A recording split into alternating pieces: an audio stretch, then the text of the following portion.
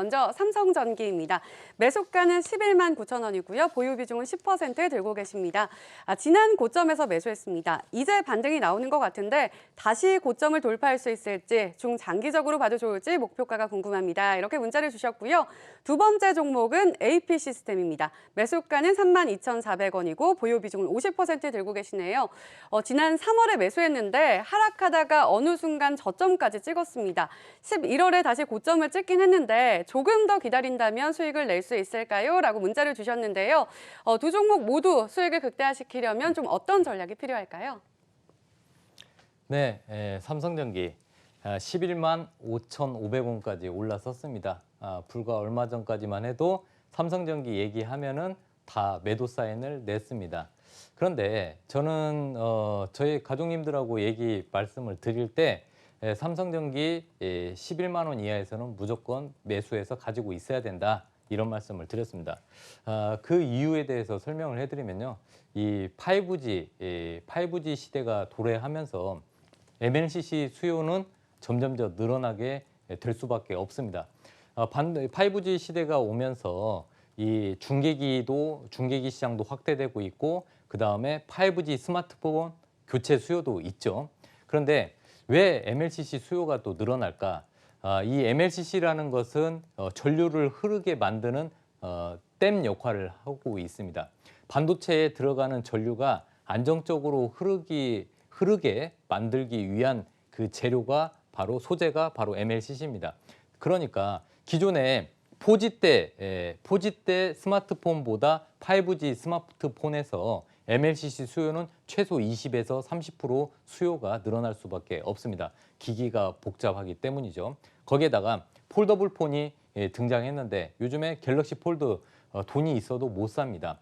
내년에는 이런 인기를 바탕으로 해서 갤럭시 폴드가 600만 대 이상 팔릴 것으로 예상이 되고 있는데, 우리나라만 갤럭시 그 폴드 같은 폴더블 폰이 등장하는 게 아니라 화웨이, 샤오미, 애플, 이런 그 세계적인 스마트폰 업체들이 내년에는 폴더블 폰을 본격적으로 출시합니다.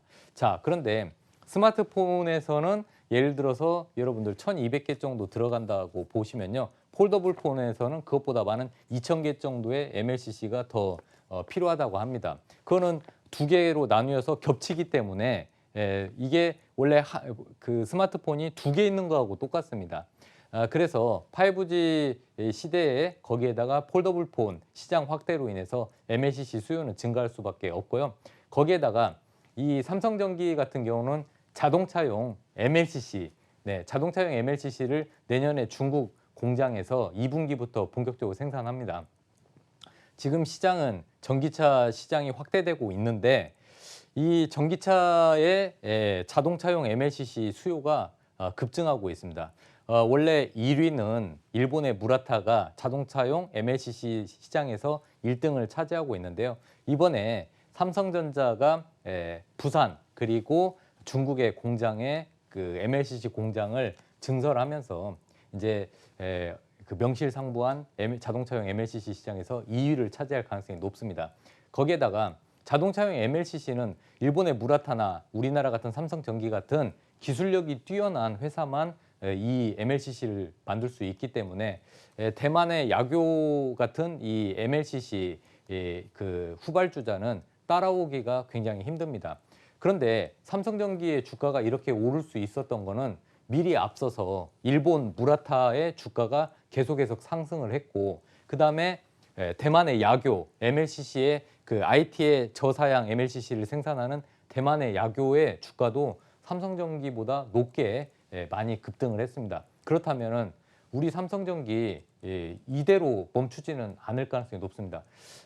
거기에다가 MLCC만 있는 게 아닙니다. 삼성전기는 여러분들 아시다시피 그 카메라 모듈도 생산을 하는데, 이번에 앞으로 중요한 게 이 가로형 폴디드 카메라 모듈을 삼성전기가 개발을 해서 내년부터 본격적으로 삼성전자에 납품을 하는데, 이번에 이제 갤럭시 S11부터 폴디드 카메라 모듈을 납품할 예정입니다. 기존에 여러분들 스마트폰 뒤에 보시면은 동그랗게 렌즈가 이렇게 쭉 3개가 카메라 모듈이 뒷부분에 장착이 되어 있는데 옆에서 보면은 이 렌즈 부분이 볼록 튀어나왔습니다. 그런데 내년에 출시하고 있는 출시할 갤럭시 S11 같은 경우는 뒷면이 평평할 가능성이 높습니다. 왜 그러냐면 안쪽에 카메라 렌즈 부분을 안쪽에 장착을 해서 이게 가로형 배치가 되기 때문입니다. 그래서 이 기술이 요해지는 폴디드 카메라를 만들면서 평균 납품 단가 ASP가 증가할 전망입니다. 거기에다가 애플량, 네, 애플 쪽에 또 FP12를 납품하는데 내년에 이제 OLED 폰들이 애플 아이폰들이 OLED 패널을 장착한 애플 아이폰의 판매가 증가할 가능성이 높기 때문에 애플량, FP12 매출도 올라갈 전망입니다. 이렇게 MLCC, 그 다음에 IT용 MLCC, 전장용 MLCC, 그리고 폴디드 카메라 모듈, 그리고 애플량 FP12까지 카메라 부품 그 수요가 또 증가하면서 이 삼성전기의 실적은 내년에 더욱더 상승할 가능성이 높습니다. 내년부터는 이 삼성전기 꼭 주목을 하셔야 되고요. 11만 5천 원 안착을 한다면은 충분히 12만 원 돌파해서 13만 원까지 상승 가능성이 있으니까요.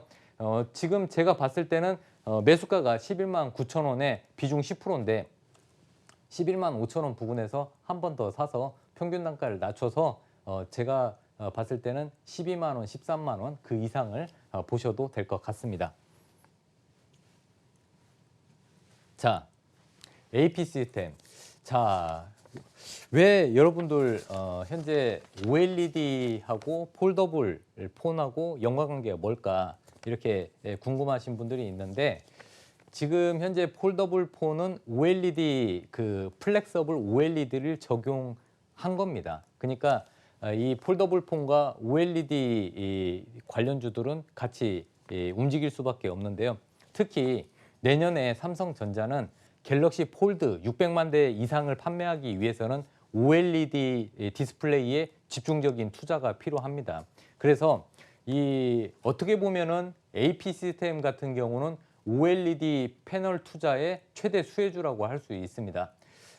지금 현재 삼성 디스플레이가 내년에는 애플 쪽에도 패널을 줘야 되고 그리고 화웨이의 그 플렉서블 OLED 패널도 또 화웨이에 납품을 해야 되고 그런데 공급은 한정되어 있는데 수요는 5배가 폭증을 했습니다. 그래서 거기에 발맞춰서 삼성이 LCD 라인을 줄이고 플렉서블 OLED 쪽 라인을 지금 증설하고 있습니다.